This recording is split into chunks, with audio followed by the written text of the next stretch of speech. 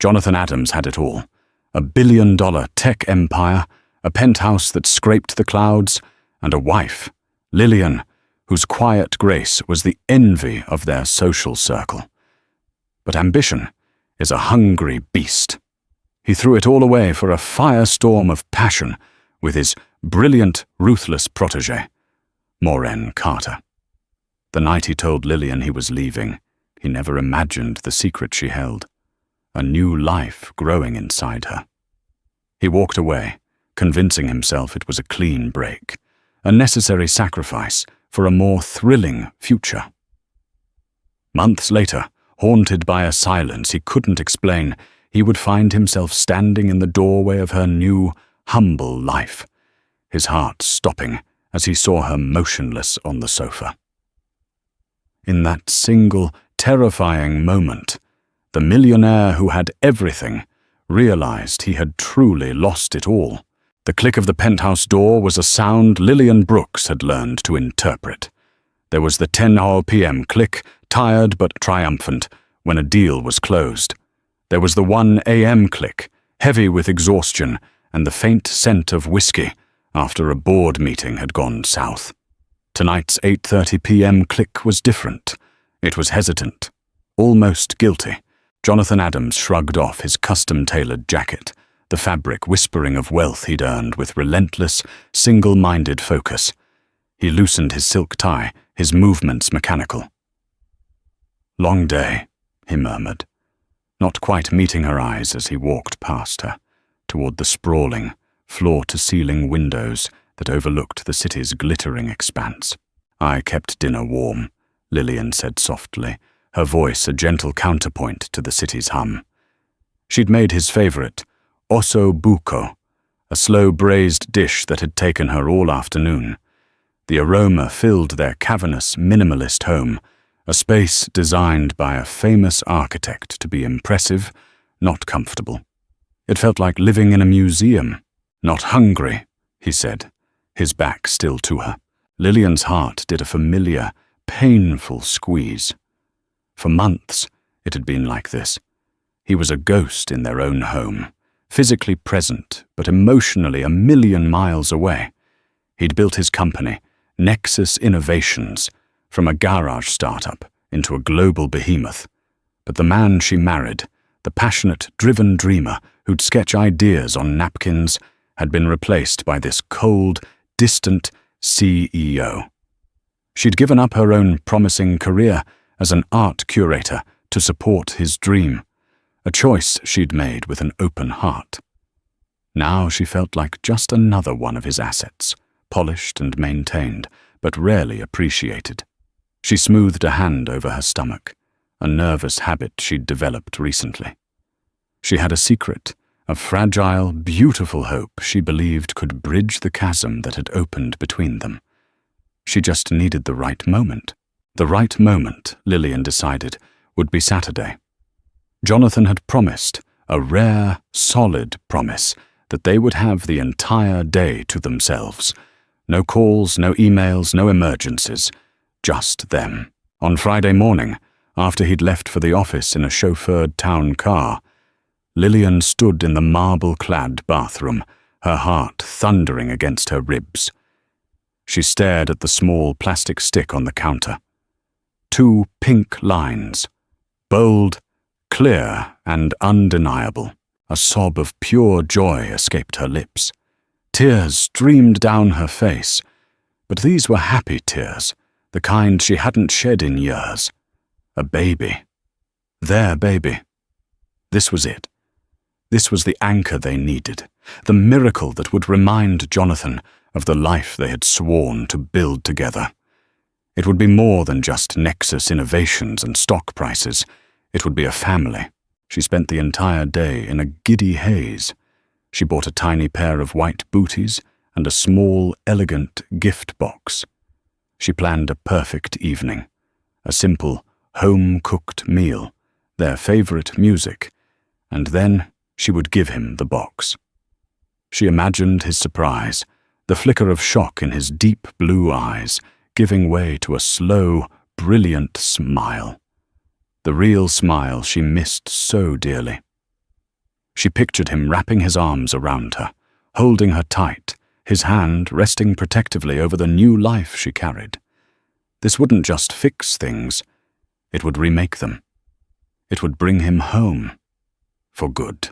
Saturday arrived, but Jonathan was late. An hour passed, then 2. Lillian's carefully prepared risotto grew cold on the stove. The candles she'd lit began to melt into puddles of wax. The hopeful energy in the apartment slowly fizzled into the familiar ache of disappointment. When he finally walked in, close to 10 p.m., he looked haggard.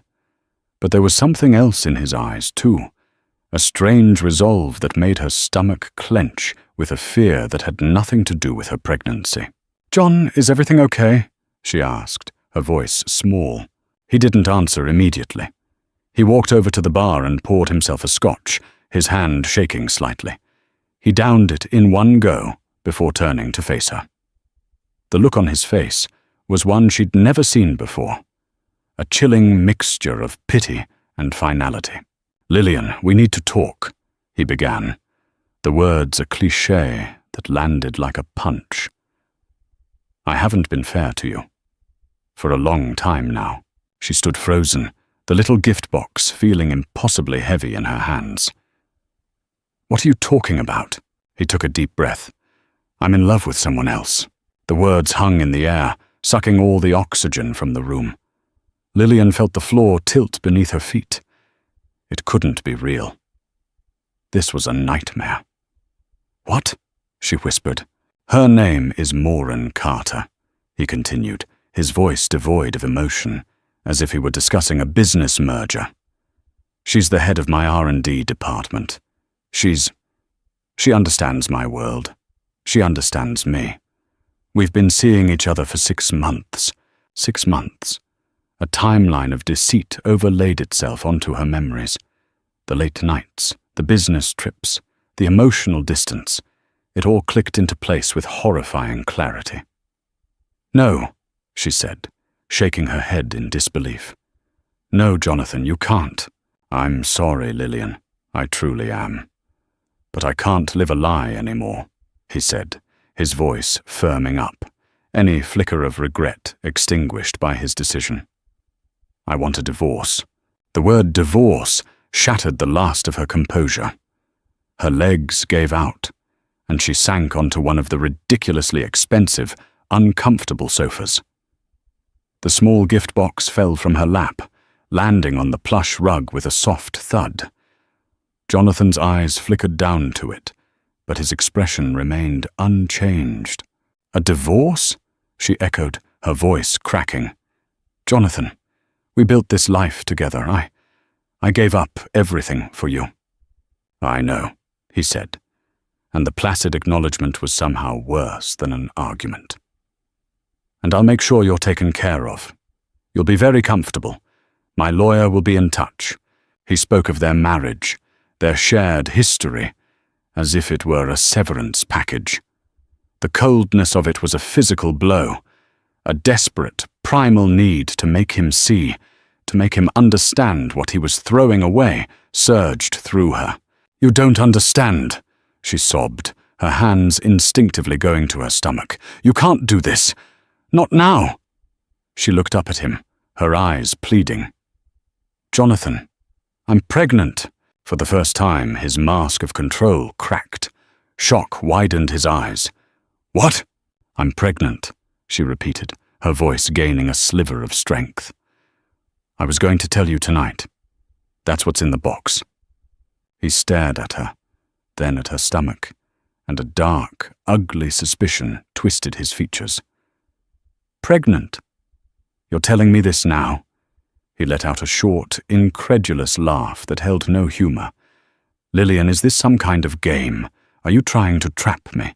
The accusation was so vile, so far from the truth, that it knocked the breath from her lungs. He didn't see a miracle. He saw a tactic. He didn't see their child. He saw a chain. The love she thought was buried deep within him wasn't just buried. It was gone. In its place was this cruel, suspicious stranger. "It changes nothing," he said, his voice like ice. He was rebuilding his walls, reinforcing his decision. It's better this way. I won't bring a child into a loveless home. He turned and walked toward the door, not even glancing back at the tiny gift box on the floor, the symbol of their shattered future. The door clicked shut behind him, and this time, Lillian knew what it meant. It was the final click, the end of everything. Alone in the cavernous silence, she let out a raw, wounded cry that was swallowed by the indifferent luxury of the home that was no longer hers. The days that followed were a blur of grey. The penthouse, once a symbol of success, became a prison of memories. Every corner held a ghost of the life she thought she had. The expensive art on the walls, pieces she had lovingly curated, now seemed to mock her. Jonathan was gone. He'd sent a courier for his essential belongings, a sterile and impersonal transaction that underscored his departure. His lawyer, a woman with a sympathetic but firm demeanor, had been in touch. The divorce papers were being drafted. Lillian felt herself adrift in a sea of grief and shock. For 2 days, she barely moved from the sofa, the same spot where her world had imploded. Then, a key turned in the lock. It wasn't Jonathan. It was Chloe, her best friend, her face etched with worry. "Lil, your phone's been off. I was so scared," Chloe said, rushing to her side and wrapping her in a fierce hug. The simple act of human contact broke the dam. Lillian collapsed into her friend's arms, sobbing uncontrollably. She poured out the whole sordid story, the affair, the cold confession, the cruel accusation. Chloe listened, her expression hardening with fury at Jonathan. "That absolute bastard," Chloe seethed. "To do that to you. And now, when you're pregnant—" She held Lillian at arm's length. "Okay, that's it. Operation Phoenix begins now. We are rising from these designer ashes." Chloe's pragmatic energy was the lifeline Lillian needed. First, she made Lillian eat. Then, she helped her pack. Not everything, just the things that mattered. Her books, her personal art, photos of her family, the few sentimental items that predated Jonathan. They left the designer clothes, the expensive jewelry, the soulless furniture. "You don't need any of this," Chloe stated, gesturing around the opulent apartment. "This is his cage, not your home." With Chloe's help, Lillian found a small, 2-bedroom apartment in a quiet, tree-lined neighborhood miles away from the heartless glitter of downtown. It was modest, with old hardwood floors and big windows that let in the afternoon sun. It was the kind of place she could have afforded on her old curator's salary. It felt real. As she signed the lease, using the emergency savings she'd always kept separate, she felt the first flicker of agency she'd had in a decade. She was terrified, but she was no longer just a victim of Jonathan's choices. She was making her own. The day she moved out of the penthouse for good, she didn't look back. Jonathan Adams dove headfirst into his new life with Maureen Carter, treating it like a corporate takeover. He moved her into a sleek, modern condo, even more audacious than the one he'd shared with Lillian. It was all glass and steel, a testament to a future unburdened by the past. He bought her extravagant gifts, a rare diamond necklace, a cherry-red sports car, a weekend trip to Paris on a private jet. The business journals and gossip columns lapped it up, painting him as a titan of industry, with a love life as bold as his business ventures. Maureen was everything Lillian wasn't. She was fierce, ambitious, and utterly consumed by the world of power and success they now shared. Their conversations were about market disruption and quarterly earnings. Their passion was a volatile, high-stakes game that mirrored the boardroom. In the beginning, it was intoxicating. It was the validation he craved. He had chosen fire over comfort, ambition over obligation. He told himself he was happy, but guilt is a persistent ghost. It would find him in the quiet moments. He'd be in a meeting, and an image of Lillian's devastated face would flash in his mind. He'd wake up in the middle of the night in a cold sweat, the echo of her whispered words, "I'm pregnant," reverberating in the sterile darkness of his new bedroom. He'd push the thoughts away, burying them under more work, more champagne, more of Morin's consuming presence. He was running from a memory, but the faster he ran, the more it seemed to pursue him. Miles away, Lillian was building a different kind of life.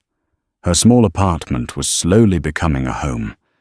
She unpacked her books, hung her favorite prints, and bought a comfortable rocking chair for the second bedroom, which she was turning into a nursery. The first few weeks were brutally hard.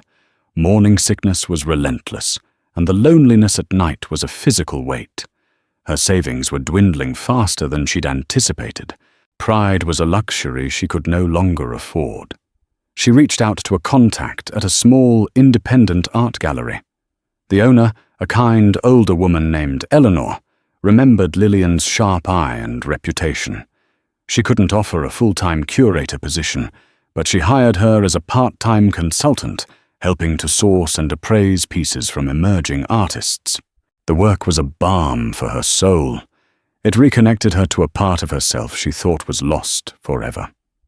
Walking through the quiet gallery, discussing the nuance of brush strokes and color palettes, she felt a sense of purpose return. She started attending prenatal yoga classes where she met other expectant mothers.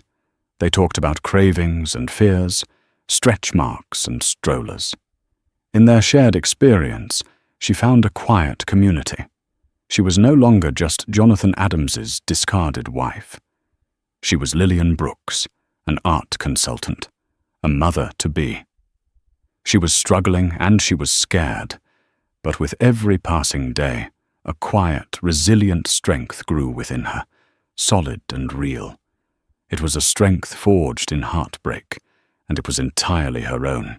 The gloss of Jonathan and Morin's romance began to wear thin. Morin, having secured her place by his side, started to push for more. She wanted the ultimate merger. Marriage. "When are you going to put a ring on my finger, John?" she'd ask, half joking but with a sharp, serious edge. "The divorce isn't even finalized. People are talking. It's being handled," he'd say dismissively, but her words pricked at his unease. Morin grew increasingly possessive. She resented any mention of his past, however indirect.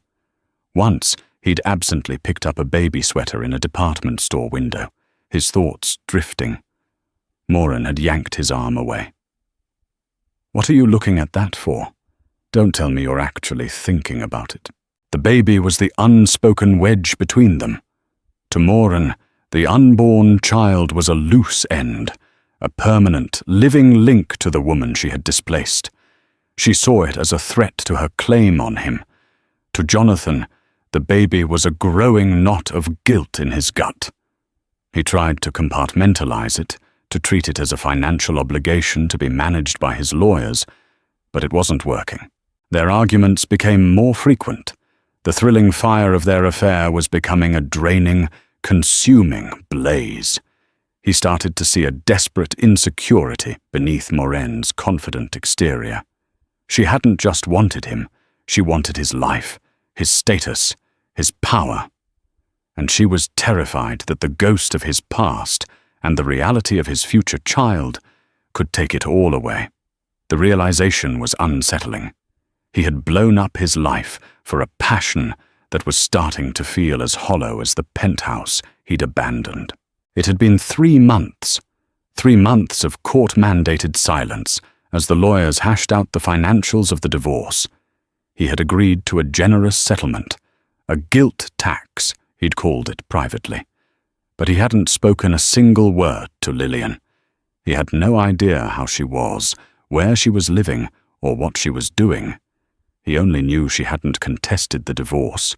The not knowing began to eat at him. Was she okay? Was the baby okay? He tried to rationalize his distance. She needs space. Contact would only hurt her more. But he knew it was a coward's excuse. He was afraid to face her, afraid of the judgment in her eyes, afraid of the man she would see when she looked at him. One night, he was alone. Maureen was at a tech gala he couldn't bring himself to attend. He sat in his sterile condo, the silence pressing in on him. He pulled out his phone and stared at Lillian's contact name. His finger hovered over the call button. He thought of her collapse into the sofa, of the cruel things he'd said. "Are you trying to trap me?"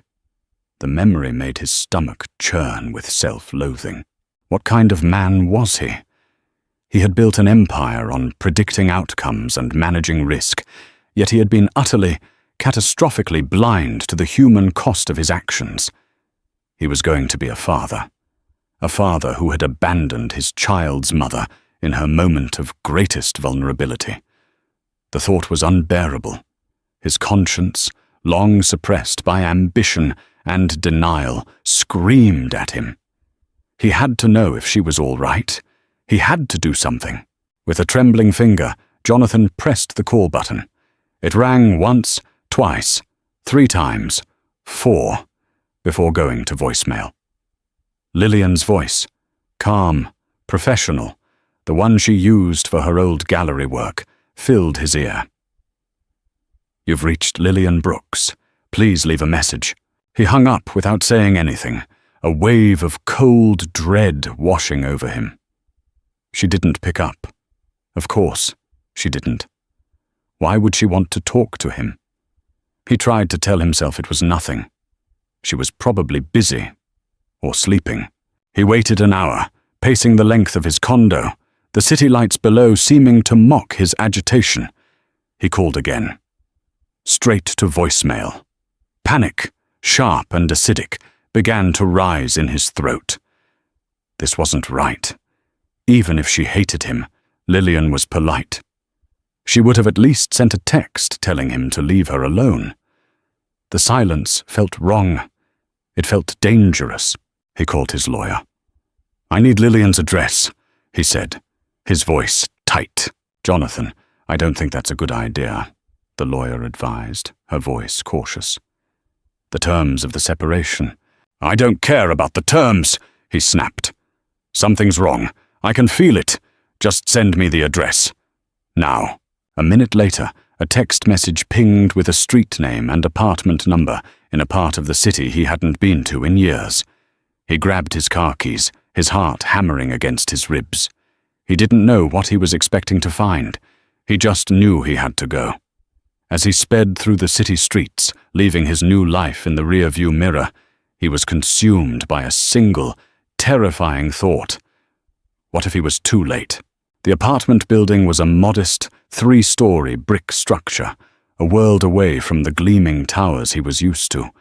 He found her unit on the 2nd floor. He stood before the plain wooden door, his hand raised to knock, but he hesitated. What right did he have to be here? He took a deep breath and knocked lightly. "Lillian?" No answer. He knocked again, louder this time. "Lillian, it's Jonathan. Please just let me know you're okay." Silence. The dread in his gut intensified into full-blown terror. He tried the doorknob. It was unlocked. A primal fear, cold and sharp, shot through him. He pushed the door open and stepped inside. The apartment was small but tidy. Sunlight streamed through a large window, illuminating dust motes dancing in the air. It was filled with her things, her books, her art, a half-finished baby blanket, and knitting needles resting in a basket. A wave of vertigo hit him as he took it all in. This was her life now, a life he had forced upon her. "Lillian," he called out, his voice hoarse. He walked past the small kitchen and into the living room. And then he saw her. She was on the sofa, half lying, half slumped, her head lolling at an unnatural angle. Her skin was waxy and pale, with a bluish tint to her lips. Her hand was resting on her stomach, where a pronounced, unmistakable baby bump was visible beneath her simple cotton dress. For a moment, his brain couldn't process the scene. She looked like a porcelain doll that had been dropped and broken. "Lil?" he whispered, rushing to her side. He touched her arm. It was cold. "Lillian!" He shook her shoulder gently. No response. Her breathing was shallow, barely perceptible. His blood ran cold. He fumbled for his phone, his fingers slick with sweat, and shaking so violently he could barely press the numbers. 911, what is your emergency?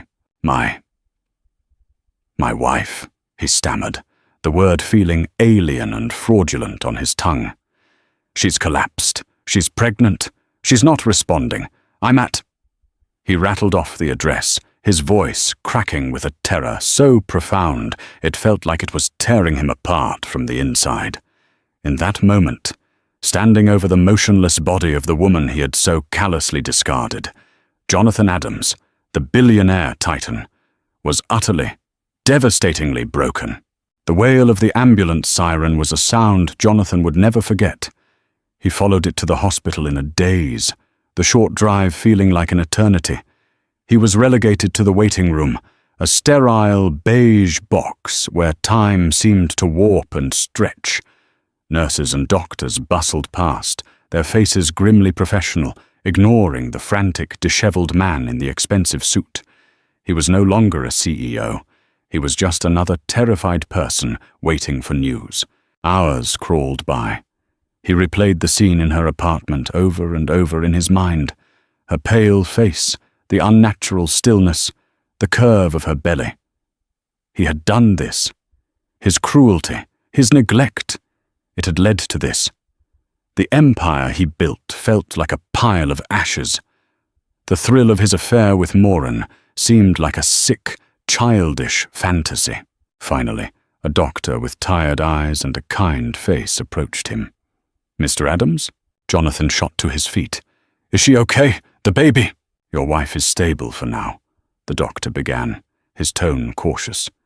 "She was suffering from severe dehydration and malnutrition, but the more serious issue is preeclampsia. Her blood pressure is dangerously high. It's a serious complication of pregnancy, often exacerbated by extreme stress." The doctor's gaze was pointed, and Jonathan felt the unspoken accusation like a physical blow. "We've managed to stabilize her, but she and the baby are both in a high-risk situation. We'll be monitoring them very closely. The next 24 hours are critical." Jonathan sagged back into his chair. The relief that she was alive immediately swamped by the fear of what could still happen. He had almost lost them both. Because of him. He was powerless, useless. All his money, all his influence, meant nothing in this place. All he could do was wait and pray to a god he hadn't spoken to in years. Late the next afternoon, a nurse informed him that Lillian was awake. His heart leaped into his throat. He followed the nurse to the ICU, his steps hesitant. He stopped in the doorway of her room. She looked small and fragile against the stark white sheets, hooked up to a web of monitors that beeped in a steady, reassuring rhythm. Her eyes fluttered open and found his. For a moment, there was just confusion. Then, as memory returned, her expression hardened.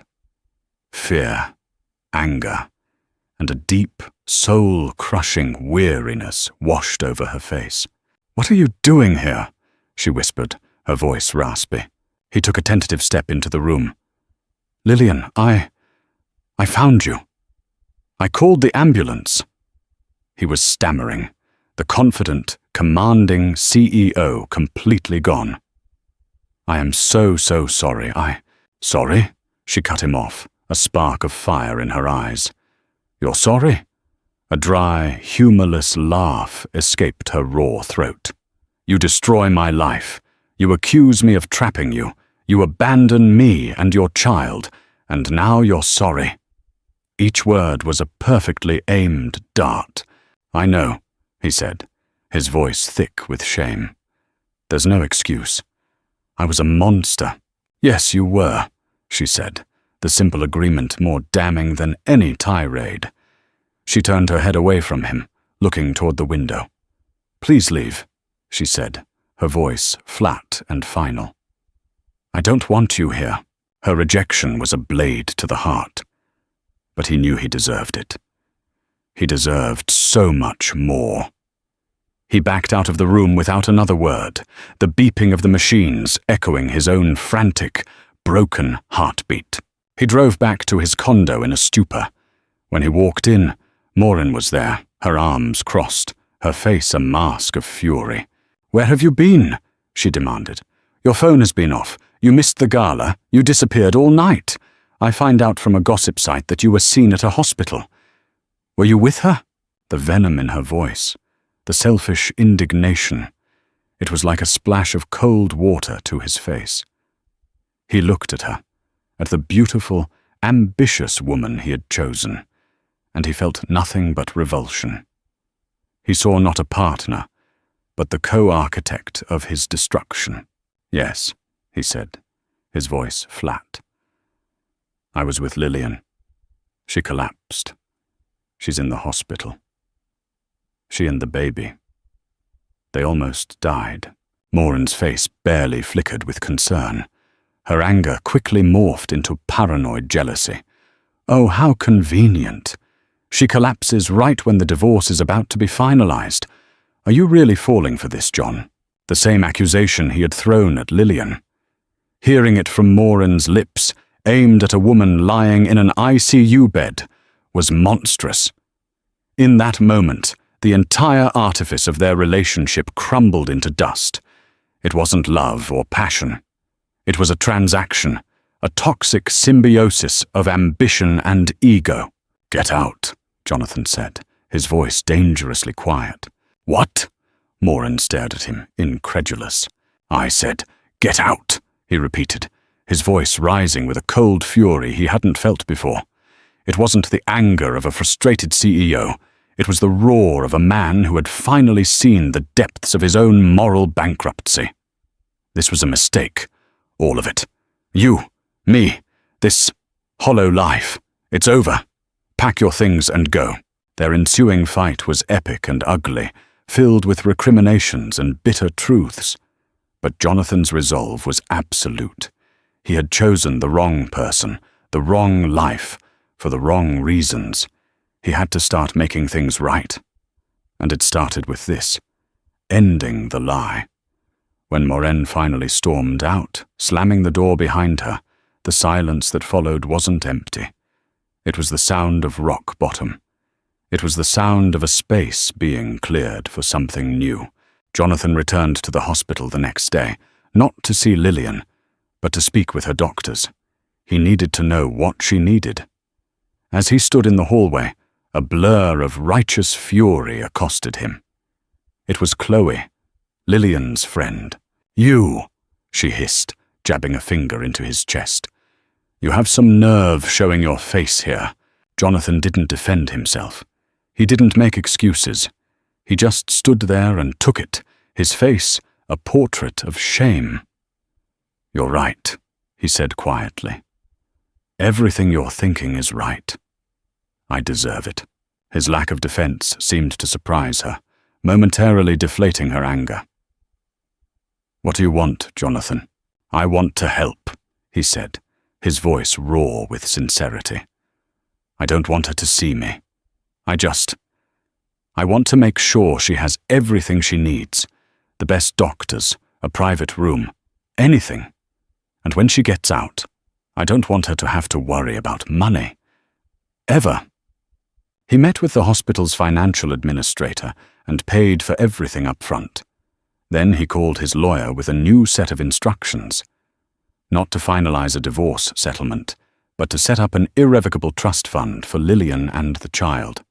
He structured it so the payments would come through a third-party firm, anonymously. He didn't want her gratitude or her forgiveness. He just wanted her and his child to be safe. It was the first truly selfless thing he had done in years, and though it didn't lessen his guilt, it was a first, tentative step on the long road toward penance. A week later, Lillian was stable enough to be moved from the ICU to a private room, a luxury she hadn't requested and couldn't explain. She knew it had to be Jonathan. When he requested, through a nurse, to speak with her for 5 minutes, she reluctantly agreed. She needed to set boundaries. He entered the room hesitantly, looking thinner, older. The arrogant swagger was gone, replaced by a quiet, heavy humility. They didn't talk about their relationship. There wasn't one to talk about. They talked about the baby. "I want to be a father to this child," he said, his voice steady but soft. "If you'll let me." Lillian looked at him, her gaze clear and unwavering. The ordeal had stripped away her naivete, replacing it with a core of steel. "This isn't about what you want anymore, Jonathan. It's about what this baby needs, and what I will allow." The negotiation was tense. She laid out her terms with the precision of a lawyer. He would have no legal custody, not at first. He would have supervised visitation rights. He would not be present at the birth unless she explicitly invited him. All decisions about the baby's health, education, and upbringing would be hers. She would accept the financial support from the anonymous trust. She knew it was him, because she wouldn't let her pride harm her child's future. But it didn't buy him access or forgiveness. He agreed to every single condition without a moment's hesitation. There was no argument, no negotiation from his side. His only request was simple. "What are you going to name her?" he asked, his voice barely a whisper. Lillian paused, her hand resting on her stomach. "I was thinking of Hope," she said. His eyes filled with tears, and he nodded, unable to speak. Hope. It was something he had destroyed, and something she had managed to find in the wreckage. The baby, Hope, was born 6 weeks prematurely, small but fierce, and, against all odds, healthy. Lillian's labor was sudden and difficult. In a moment of fear and exhaustion, she had allowed the nurse to call him. Jonathan arrived at the hospital just as the baby was being born. He waited outside the delivery room, hearing that first miraculous cry. A nurse eventually emerged, smiling, and told him he could come in. Lillian was exhausted, but radiant, holding the tiny, swaddled bundle in her arms. She looked at Jonathan, her expression unreadable. After a long moment, she nodded toward the baby. "Do you want to hold her?" His hands trembled as he reached for his daughter. He was terrified he would drop her, that he would break something so perfect and fragile. The moment the tiny 7-pound weight of his daughter settled into his arms, his world shifted on its axis. He looked down at her perfect, miniature face, her tuft of dark hair, her tiny fingers curled around his. A sob escaped him, a raw, guttural sound of grief, regret, and overwhelming love. This was real. More real than any business deal, any penthouse, any fleeting passion. This was his daughter, and he had almost lost her before he even knew her. He wept openly, tears of profound sorrow and profound gratitude streaming down his face. Lillian watched him, and for the first time in a long time, the anger in her heart softened, just a little, into something that resembled pity, and perhaps a microscopic seed of grace. The months that followed were a quiet testament to change. Jonathan proved his commitment not with grand gestures or desperate apologies, but with steady, reliable action. He never missed a scheduled visitation. He showed up on time, every time, with diapers, formula, or whatever Lillian had mentioned they needed. He sold Nexus Innovations, a move that shocked the financial world. He explained it away as wanting to pursue smaller, more meaningful ventures. But the truth was simpler. The empire no longer mattered. It was the symbol of the man he used to be, and he was desperate to leave that man behind. He sold the audacious condo and bought a modest, comfortable house in a quiet suburb near Lillian, with a backyard and space for a swing set. He baby-proofed the entire house before Hope could even crawl. He respected every single one of Lillian's boundaries. He never overstayed his welcome. He never pushed for more. He was simply there, a constant, steady presence in his daughter's life. He learned to change a diaper, to warm a bottle, to recognize the difference between a hungry cry and a tired cry. He discovered the simple, profound joy of his daughter falling asleep on his chest. He was learning, day by day, how to be a father. One Tuesday evening, Jonathan arrived at Lillian's apartment for his scheduled visit. He found the door slightly ajar and could hear Hope crying inconsolably from inside. He let himself in and found Lillian pacing the living room, her face etched with exhaustion, bouncing a wailing Hope in her arms. "I'm sorry," she said, her voice frayed. "She's teething. Nothing is working. She's been like this for hours." Jonathan didn't say a word. He just walked over, put his hands out, and Lillian, without hesitation, handed the baby over.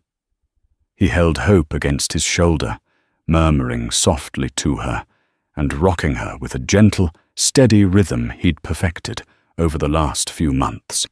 Within minutes, her frantic cries subsided into whimpers, and then silence. She was asleep. He gently laid her in her crib. When he returned to the living room, Lillian was slumped on the sofa, her head in her hands. He went into her small kitchen, put the kettle on, and made her a cup of chamomile tea, just the way she used to like it. He placed it on the coffee table in front of her. She looked up, her eyes expressing a gratitude that words couldn't capture. "Thank you," she whispered. He simply nodded and sat in the armchair opposite her. They sat in silence for a long time. It wasn't an awkward silence, or a tense one. It was a comfortable, shared quiet, the kind that can only exist between two people who have been through a war together and survived. It was the first time since the night he'd left that they had simply existed in the same room. Not as adversaries, not as exes, but as two tired parents united by their love for their child. A year later, on a sunny Saturday afternoon, Jonathan and Lillian stood in a park.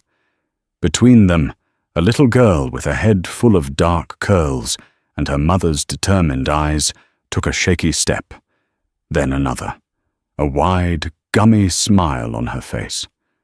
Hope wobbled from her mother's outstretched hands toward her father's. Jonathan scooped her up, burying his face in her hair, breathing in the sweet scent of her. "You did it!" he cheered, his voice filled with a pure, uncomplicated joy. He looked over at Lillian, who was watching them with a soft smile. The scars of his betrayal were still there, faint lines on the landscape of their lives. They would never fade completely. The romantic love they once shared was a ghost, a memory from another lifetime. But in its place, something new and arguably stronger had grown. It was a partnership, forged in crisis and tempered by forgiveness. It was a deep, abiding respect built on actions, not words. He was no longer the ruthless millionaire, and she was no longer the heartbroken wife. He was a father. She was a mother. They were a family, redefined. As he set Hope down to let her explore a dandelion, his hand brushed Lillian's. It wasn't a romantic touch, but a simple, human connection. A shared acknowledgement of the beautiful, precious thing they had built from the wreckage. Redemption, he finally understood, wasn't about getting back what you had lost. It was about having the grace to build something new. Jonathan and Lillian's story is a powerful reminder that our worst mistakes don't have to define our future. It's a story about the painful, messy, but ultimately beautiful process of earning a second chance. What did you think of Jonathan's path to redemption? Could you forgive him if you were in Lillian's shoes? Let us know your thoughts in the comments below. If this story touched your heart, please give it a like, share it with someone who might need to hear it, and don't forget to subscribe for more powerful real-life stories about love, loss, and the strength of the human spirit.